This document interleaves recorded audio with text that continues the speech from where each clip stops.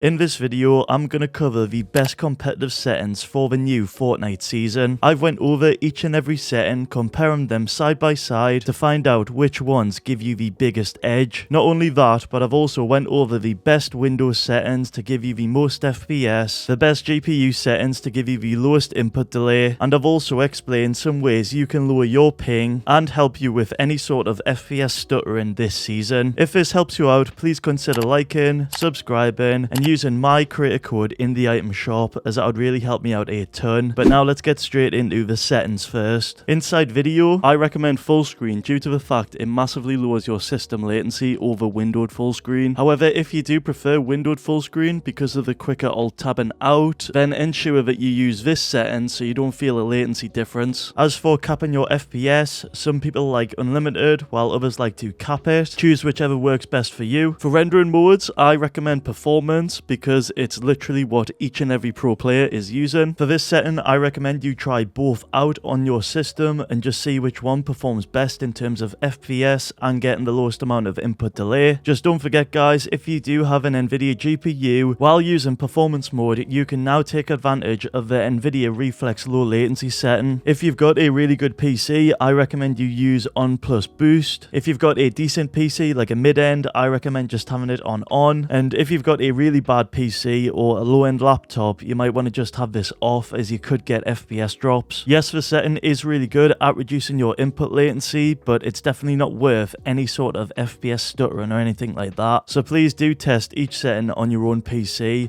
and then make up your mind. Getting back to the graphics though, we have the brightness, and I wanted to give a three-way comparison between having the game on 50% brightness, so it's very dark, then having it on default, so 100%, which I myself find this actually pretty bright just by itself on default. And for the third one, we've got max brightness, which in my opinion, this makes the game way too bright as it's already really vibrant. Down from that though, we've got the colorblind modes, and for this I want to cycle through all of them. So as you can see, we've got this turned off right now, but if we move over to Deuteronope, you can see this makes the game a lot more darker and dingy. However, I will say that this setting in particular is very good if you do want to see into the storm. As you can see with Deuteronope, you get a much clearer vision of the storm, which we've seen in previous years of Fortnite. Next from that, we've got Protanope, and I myself really like the look of this one this season, and it's probably my favorite one out of all of them. And finally, if we move over to Tritanope,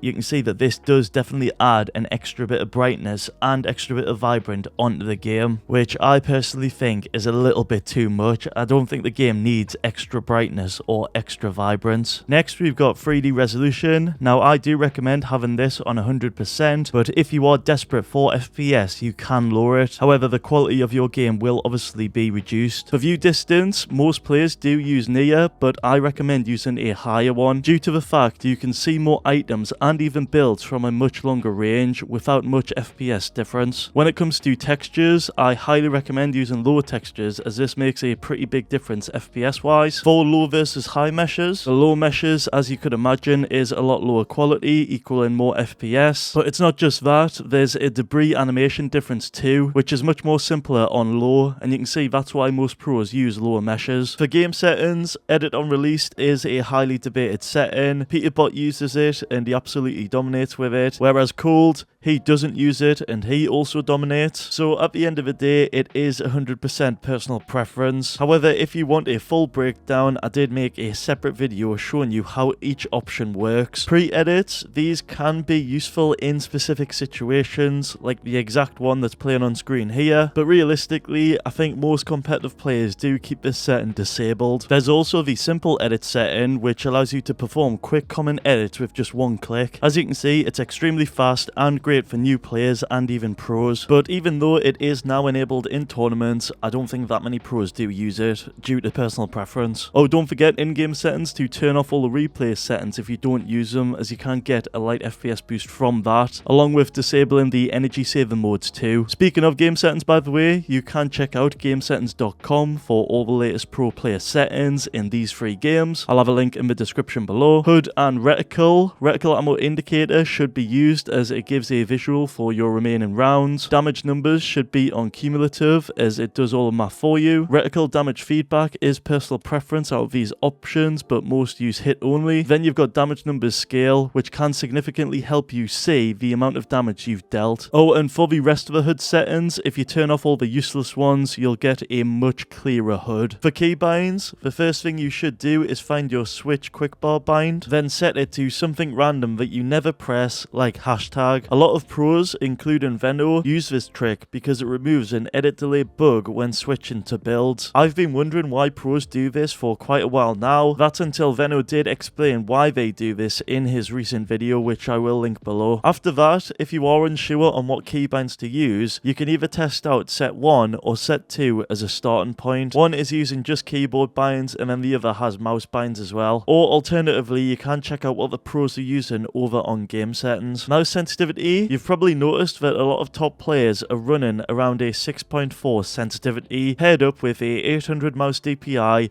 and a 1000 Hz pollen rate. However, if you guys don't know what sens to use yourselves, I do recommend staying within the range of 5.8 to 6.4 with a targeting and scope sense range between 30 and 55%. In my opinion, these ranges are really good as you get solid control both in close and long range distances. For DPI, the most common choice is 800, although some do go to 1600 to get more raw input precision, but if you are unsure, just stick to 800 as it's very consistent and reliable. For pollen rate, most pros use 1000 Hz, even though their mice are capable of higher like 8000 Hz, you will find that higher pollen rates can be less stable and can have input issues, so sticking to 1000 Hz is just better as it's more consistent. For movement settings, here are all of the popular values are found amongst pro players. Do keep in mind though that some pros like Peterbot still do not use custom diagonal controls. For the best audio settings, you want to make sure sound quality is on high, 3D headphones are off, and visualize audio is turned on, as that's what all the pros are using. It's overpowered. Also, a lot of pros use these custom subtitle settings too. Next from that, head into the install options. In here you'll see Save the World, which is the specific game files for that. If you don't play it, disable this setting. High resolution textures, these are required to make the game look a lot more beautiful in game, but if you play on low settings you want to turn this off. And then you've got pre-download stream assets, which I like to keep enabled because if you didn't know, this pre-installs all the assets when you join the lobby, which prevents the assets from being streamed when you encounter them in game. So overall, if you copy these exact installation options, you will get more FPS. Next, for the Nvidia optimizations, just like the pros, it's really important to use the latest drivers. This was also recommended by the official CEO of Epic Games. In my experience, I've downloaded the latest driver within a week, and honestly it's been really stable and I've had no issues. Just when you are installing a new driver, I highly recommend you click on the custom installation rather than the express one,